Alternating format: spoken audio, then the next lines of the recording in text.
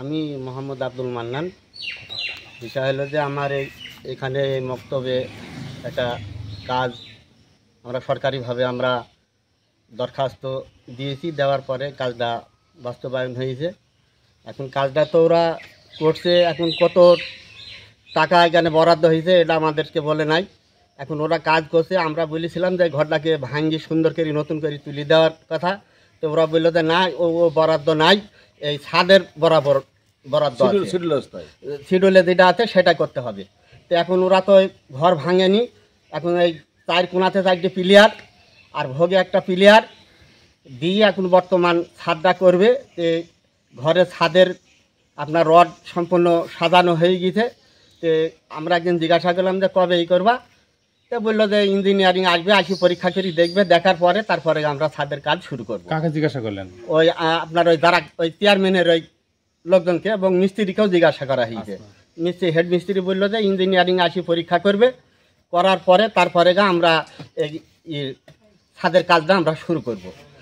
তো উপজেলা নির্বাহী কর্মকর্তা যিনি আছেন তিনি অবশ্যই যেন আমাদের এই কাজটাকে দ্রুত সমাধান করে এবং কাজটা সুন্দরভাবে যেন বাস্তবায়ন হয়।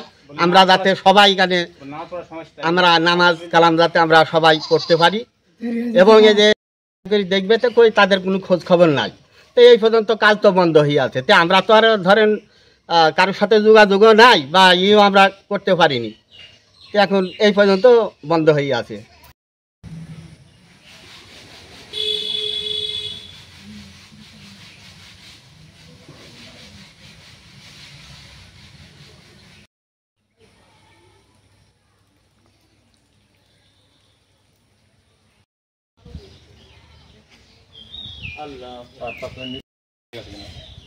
আমাকে ফোন দেবেন, আমাদের আচ্ছা নাম্বার দিয়ে যান, নাম্বার নেন, নাম্বার নিতে থাকে 01 ভালো হয়েছে কি না হয়েছে আমরা এটা বলতে পারবো না বাবু, বুঝলি না।